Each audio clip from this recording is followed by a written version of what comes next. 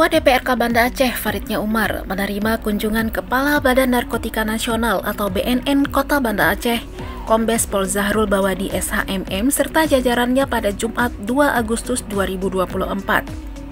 Kedatangan Kepala BNNK diterima langsung oleh Ketua DPRK bersama Wakil Ketua 1 Usman dan Wakil Ketua 2 Isnaini Husda, dan didampingi oleh Sekretaris Dewan beserta Kabak Umum dan Keuangan.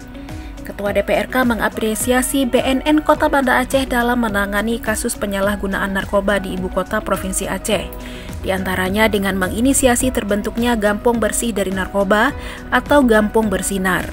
Ketua DPRK juga mendorong dan mendukung adanya integrasi lintas sektoral dan penyediaan fasilitas rehabilitasi dalam mencegah penyalahgunaan narkoba di Banda Aceh. Sementara itu, Kepala BNN Kota Banda Aceh, Kombes Pol Zahrul Bawadi, mengharapkan dukungan dari DPRK dan Pemko Banda Aceh agar penanganan penyalahgunaan narkoba bisa dilakukan secara optimal.